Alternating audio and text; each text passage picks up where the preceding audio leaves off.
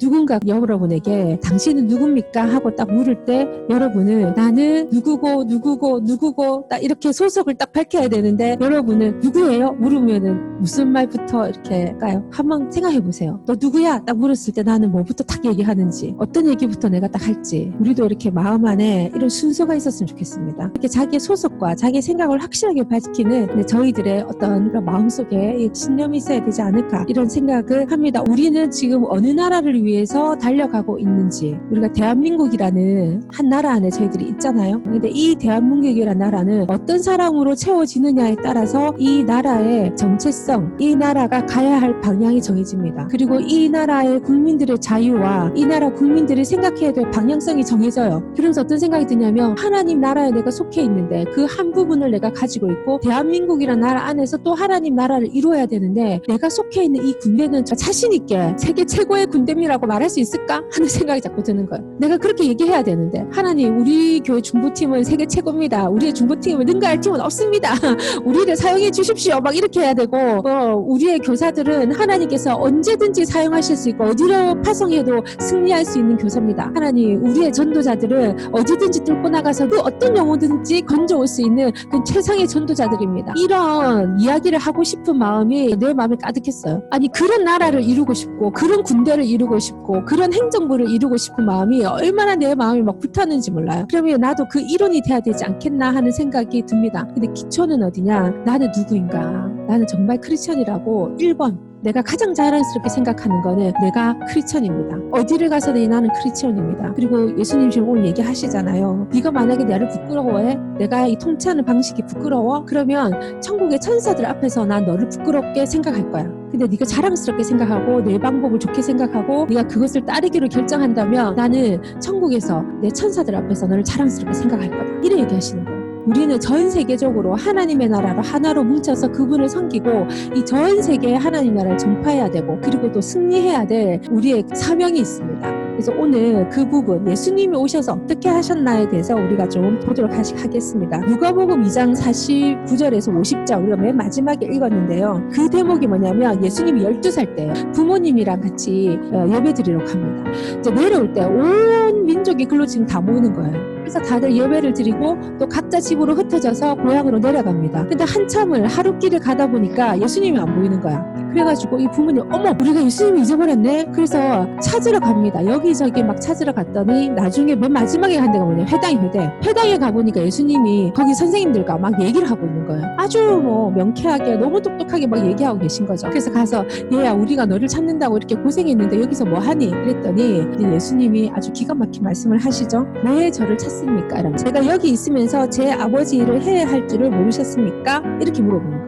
아 저를 찾으신다고 죄송합니다. 이게 아니고 왜 저를 찾습니까? 제가 여기에서 아버지의 일을 할 줄을 몰랐습니까? 하고 묻는 거예요. 예수님이 12살 나이신데 이미 자기가 무엇을 해야 되는 사람인지 자기의 정체성에 대해서 확실하게 정립이 된 상태죠. 근데 부모님은 잘 몰라요. 그 다음 구절을 보면 그 부모가 그걸 잘 깨닫지 못했다 이런 구절이 나와요. 여러분이 나는 크리스찬이야. 나는 하나님 나라를 세울래. 그래서 여러분이 뭔가를 일을 진행하고 어젠다를 막 진행할 때 옆에서 봤을 때 쟤 왜 저러지? 이렇게 생각할 수 있어요. 왜 저렇게 하지? 아유 저 방법이 아닌 것 같은데 굳이 저렇게 안 해도 되는데 이렇게 생각. 근데 다른 사람이 여러분이 누군가를 정해주는 게 아니에요. 누가 정하죠? 하나님이 주신 그 마음을 여러분이 발견하는 거예요. 그래서 여러분이 그걸 잡는 겁니다. 근데 그 마음은 성경에 이렇게 태초에 이 세상이 생기기도 전에 내가 너를 선택했다 이렇게 얘기해요. 여러분이 지금 무언가를 뜨거운 마음으로 하고 있는 거 있죠. 여러분이 무언가를 하고 있는 거 여러분 마음에 뜨겁게 일어나는 거 하나님이 태초에 이미 여러분을 선택해서 그 일을 하기로 작정하신 거예요. 그래서 여러분의 마음이 자꾸 그게 일어나요. 제가 이제 중고등부 이렇게 되면은 우리가 은사교회 같은 거 막 하잖아요. 적성 이런 거 막 봅니다. 대학을 정해야 되니까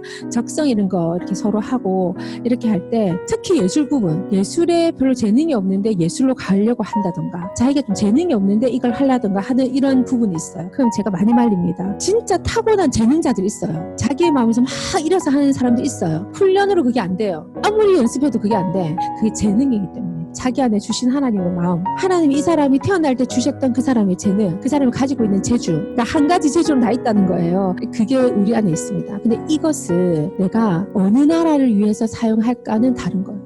그건 내가 결정하는 거. 하나님이 내게 주신 거는 그거는 우리가 결정할 수 있는 게 아니고 이미 주님께서 내게 주신 거예요. 이거를 사용하는 방법은 내가 선택할 수 있어요. 그래서 오늘 주님이 이제 베드로와 주님의 대화가 있습니다. 주님이 마가복음 8장 27절에 예수와 제자들이 빌립보와 가이사라 지방에 있는 마을을 향했다. 이제 예수님 막 걸어가면서 이제 제자들한테 물으시는 거예요. 야, 사람들이 나를 누구라고 하더냐? 이렇게 물었어요. 그래서 그들이 말했습니다. 세례자 요한이라고 말하는 사람도 있고 엘리야라고 말하는 사람도 있습니다. 예언자 가운데 한 사람이라고 하는 사람도 있습니다. 그러자 예수님께 이 베드로가 주님은 그리스도 곧 메시아이십니다라고 딱 대답합니다. 너무 정답을 얘기한 거예요. 근데 바로 예수님한테 야단했습니다. 베드로야 썩 꺼져라. 사탄아 물러가라. 너는 하나님이 어떻게 일하시는지 조금도 모른다. 아니 조금 전에 그리스도시요 메시아시요 막 이렇게 얘기하고 칭찬 엄청 받았는데 그래서 예수님이 뭐라고 했냐면 쉬 이러면서 그건 비밀이야. 다른 사람한테는 아직 말하면 안 돼. 아직 때가 안 됐거든. 그건 우리끼리 비밀이다. 이렇게 얘기했는데 갑자기 막 주님이 뭐라 하는 거예요. 아니 이 사단의 자식이 어쩌고 저쩌고 그 베드로 얼마나 당황스럽겠어요. 근데 그 중간에 왜 그렇게 얘기하셨는지에 대한 내용이 나와 있습니다. 이제부터 인자는 예수님을 처참한 고난을 받고 장로와 대제사장과 종교학자들에게 재판에서 유죄를 선고받아 죽임을 당하고 사흘 후에 다시 살아나야 한다. 이거를 쉽게 이렇게 복음을 막 말씀해 주신 거예요. 근데 베드로는 어디에 꽂혔을까? 예수님이 죽는다에 팍 꽂힌 거야. 그리고 고난을 받는다, 재판을 받는다, 그래서 억울하게 죽는다, 여기에 확 꽂혀가지고 그 뒤에 부활은 이거는 눈에 들어오지도 않아요. 그래가지고 예수님을 항의합니다. 아니 이 방법은 아니지 않습니까? 예수님 죽다니요? 이건 아닌 것 같습니다. 이렇게 해가지고 막 항의를 해요. 그랬더니 예수님이 뭐라고 하시냐? 베드로야 썩 꺼져라. 사단아 물러가라. 너는 하나님이 어떻게 일하는지 조금도 모른다. 이렇게 막 베드로를 몰아붙입니다. 그러면서 뭐라고 하시냐? 누구든지 나와 함께 가려면 내가 가는 길을 따라야 한다. 예수님의 방법은 너무 쉽습니다. 그냥 내를 따라온나? 내가 알아서 할게. 그리고 내가 가르쳐 줄게. 근데 내가 가는 길은 고난이 없진 않아. 근데 그거 두려워하지 마. 그냥 끌어안아버려. 그럼 다 극복할 힘이 생겨. 네가 결정할 필요가 없어. 내가 할게. 니는 내를 믿고 그냥 따라오기만 하면 된다. 이렇게 지금 말씀하고 있는 거예요. 근데 베드로의 생각은 뭐예요? 하나님이 그리스도시고 또 우리의 구원자이시고 메시아이시다는 이거는 정확해. 그거는 맞아. 그런데 베드로는 자기가 꿈꾸는 메시아와 자기가 꿈꾸는 그리스도의 어떤 모습이 있는 거예요. 이렇게 했으면 좋겠는 거예요.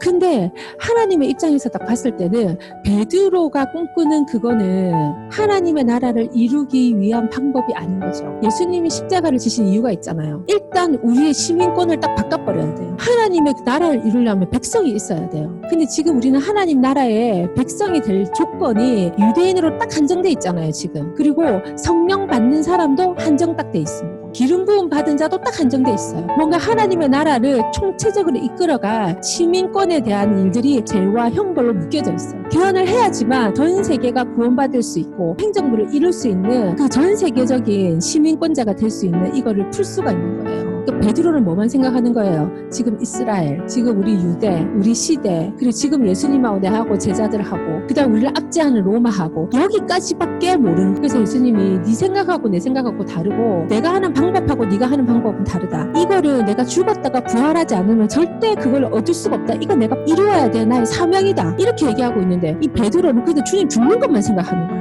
지금 주님 계셔야 되는데 계셔서 막 선동해가지고 막 데모하고 로마에 막 저항하고 막 지금 이렇게 해야 되는데 지금 예수님이 안 계시면 그 일을 할 수 있겠나? 딱 자기 생각과 자기 방법밖에는 모르는 거예요. 어쩌면 우리도 우리의 삶 속에서 이런 예수님과 봉착할지도 모릅니다. 내가 하나님의 방법이나 어떤 하나님의 뜻을 따라가기보다는 내가 생각하고 있는 어떤 방법대로 내 인생과 또는 나의 모든 것들을 이렇게 짜맞출지도 몰라요. 나는 하나님 나라를 이룬다고 하는데 하나님의 방법이 아닌 내 방법으로 한번 해보려고 할지도 모릅니다. 그래서 우리가 주는 그리스도이시여 살아계신 하나님의 아들입니다. 우리 그렇게 예수님 옆에 고백하지만 어쩌면 이 사단의 자식아 이러면서 예수님께 야단 들을 수도 있다는 거예요. 왜? 하나님은 이 방법으로 가기를 원하는데 내가 봤을 때는 상식적이 아닐 수도 있고 내가 봤을 때는 그게 지혜롭지 않은 방법일 수도 있다고 생각할 수 있는 거예요. 왜? 나의 작은 경험들, 나의 작은 성공 스토리들 때문에. 그래서 우리가 이 하늘나라의 뭔가를 이루려는 이 마음을 여러분 깊숙하게 가지시기를 축복합니다.